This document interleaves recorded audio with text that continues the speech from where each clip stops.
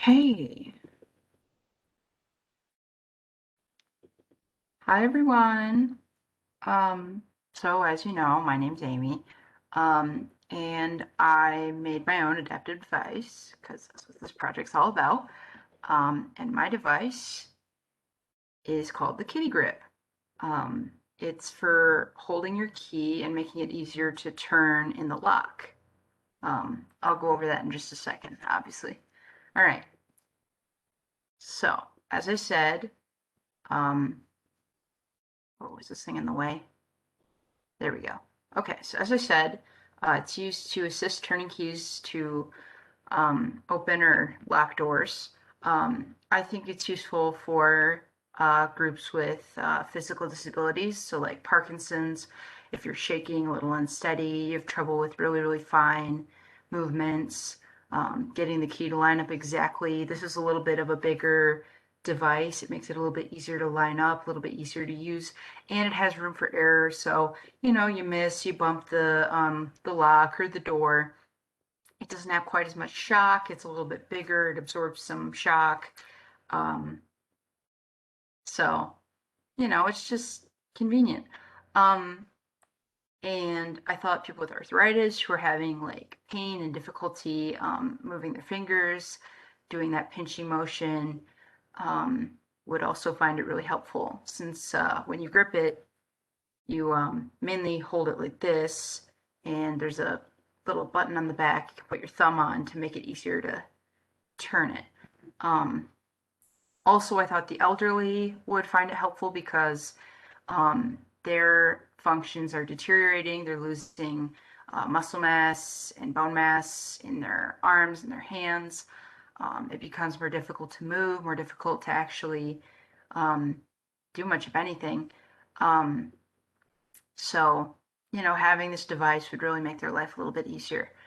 I also thought those with fine motor movement issues, so like spinal cord injury patients, traumatic brain injury patients, um, they would also find this really helpful, especially if they're really struggling to move their arm. This way they have something bigger to use for it. Okay. So I had a kind of interesting creative process for this one. Um, I was looking online. I did find out about this the other day. It was kind of last minute. I was thinking I had a couple more days. I was going to breeze it out, spread it out a little bit. But I just pulled an all-nighter and did the whole thing, which is fine. Um, so I was looking for inspiration because, I had to come up with something.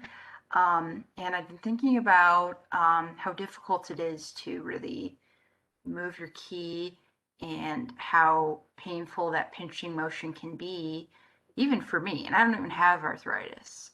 Um, so I looked up key adaptive device, and the first thing that came up was this. I don't know if you can see me pointing at it, this image over here under creative process with this green handle. It was on Pinterest. I was looking for ideas, and it was made by a user on there, and it looks like he 3D printed the handle and then screwed his key on there. Obviously, mine turned out a little bit differently. I actually made it completely differently than that, but it was great inspiration. And from there, I was like, okay, well, is this an official product? So I was looking up, are there any specific brand names? What should I call it? I was looking for names. And I ended up finding this other assistive device with the finger holes in it.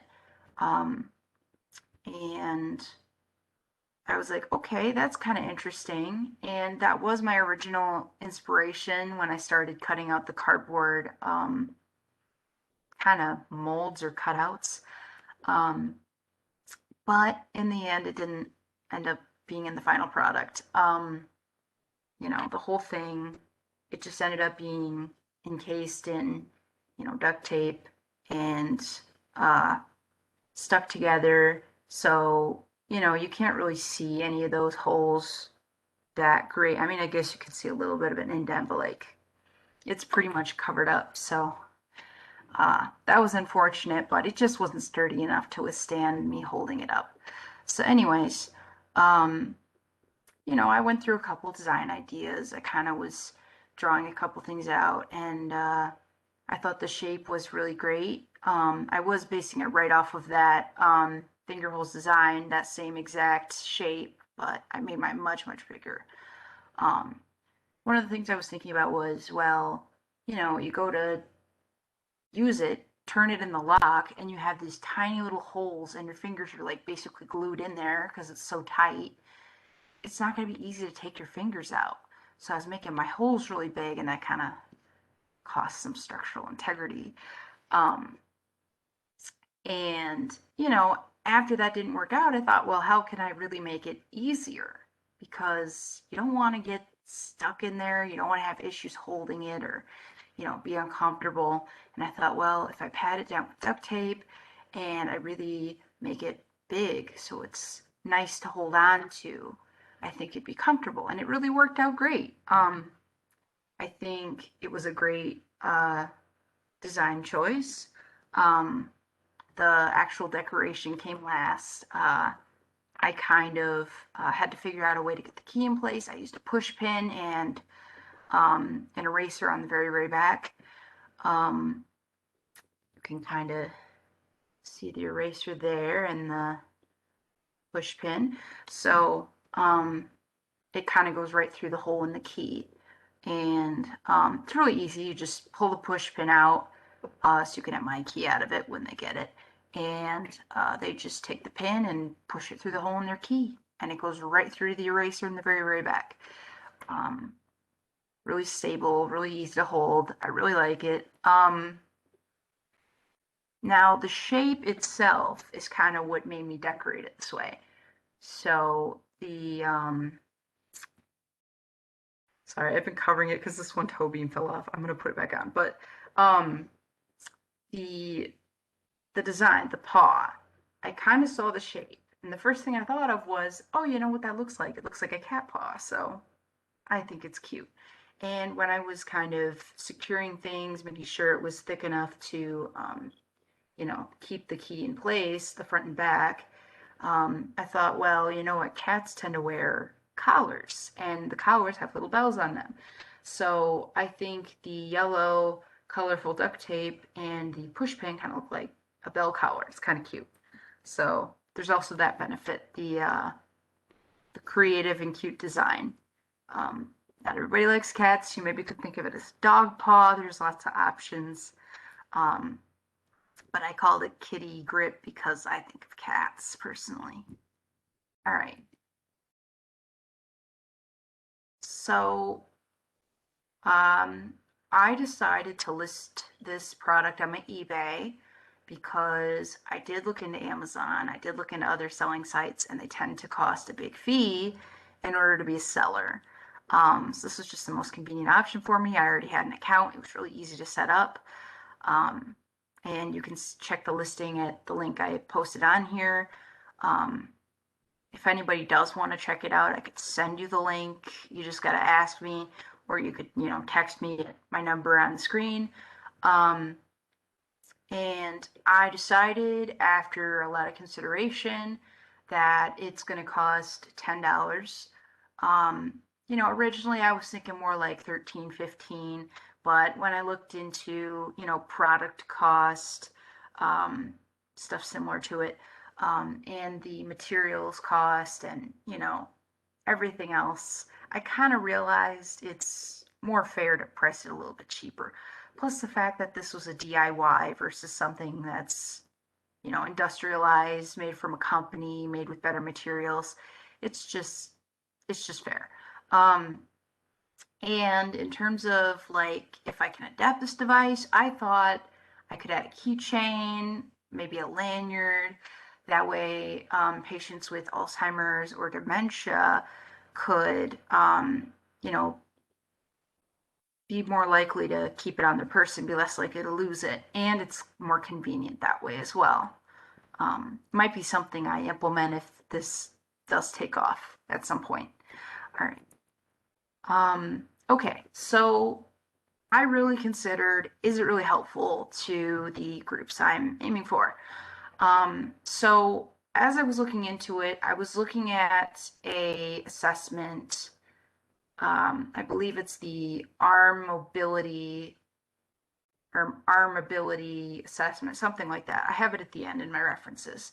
Um, and it listed a bunch of different skills that are the ADLs, or activities of daily living. And the one section at the very, very end talked about doors, which is exactly what I'm looking into. So I read into it, and it said that they need to have a grasping skill, they need to be able to pinch to turn off the lights next to the door, and they need to be able to grasp to close the door as well. Um, but it never mentioned locking up or unlocking the door, which I think is also a pretty vital skill to have, especially in America where security is very tight and there's a lot of concerns for privacy and stuff like that. But locking up isn't really easy for people with disabilities, especially if they're physical. You have that issue with the pinching motion to hold the key. That's really small. Um, Turning motion might be painful for somebody with arthritis in their wrist, in their hand, in their fingers.